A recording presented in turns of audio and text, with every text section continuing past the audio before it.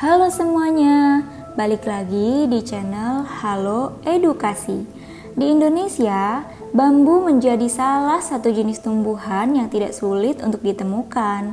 Bahkan, sejak dulu bambu sudah banyak dimanfaatkan manusia untuk dijadikan perlengkapan rumah tangga hingga mendirikan bangunan. Bambu tumbuh dan berkembang dalam bentuk rumpun dan termasuk tumbuhan yang cepat dalam proses perkembangbiakan dalam kondisi normal. Diketahui, jika pada kondisi optimal, tumbuhan bambu dapat tumbuh sepanjang 4 kaki dalam 1 hari. Lalu, bagaimana cara tumbuhan bambu dapat berkembang biak? Sebelum membahasnya, jangan lupa untuk subscribe channel Halo Edukasi ya. Tumbuhan bambu dapat melakukan perkembangbiakan dengan 2 cara, yakni secara seksual atau generatif dan aseksual atau vegetatif. Yang pertama, kita akan membahas perkembangbiakan bambu secara seksual. Sama seperti tanaman lainnya, bambu juga menghasilkan bunga sebagai bentuk perkembangbiakan secara seksual. Hanya saja, perkembangbiakan jenis ini sangat jarang terjadi, sebab proses pembentukan bunga hanya terjadi dalam kurun waktu 5 hingga 120 tahun. Lamanya proses pembentukan bunga ini tergantung dari spesies dari masing-masing bambu.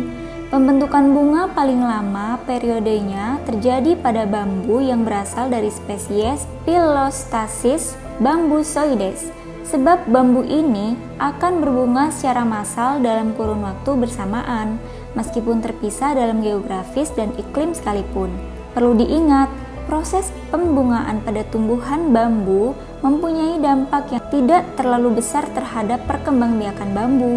Diperkirakan, kondisi tersebut menjadi pertanda adanya pengalihan energi tumbuhan dalam membuat bunga yang nantinya akan berdampak pada berhentinya proses pertumbuhan vegetatif.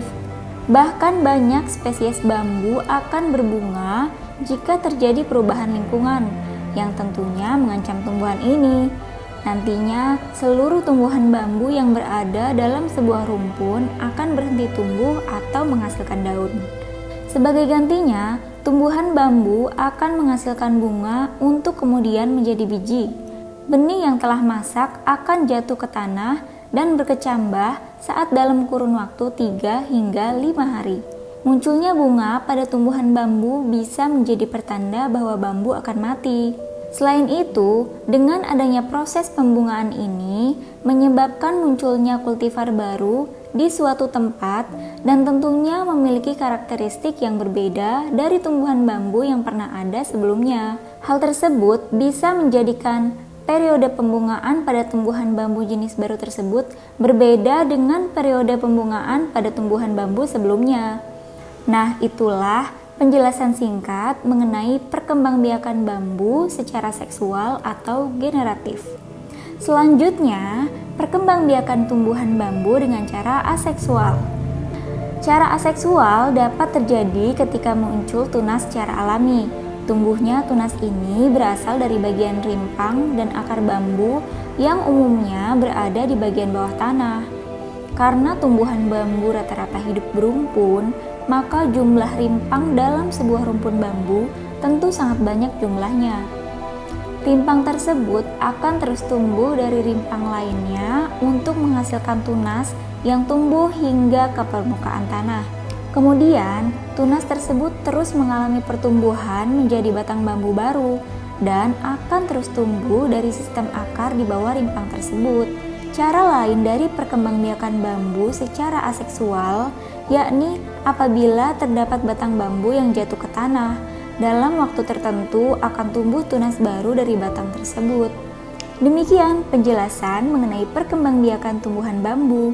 Semoga informasi ini bermanfaat dan menambah ilmu pengetahuan. Jangan lupa untuk like, komen, share, subscribe, dan nyalakan lonceng notifikasi agar tidak ketinggalan video-video dari channel Halo Edukasi.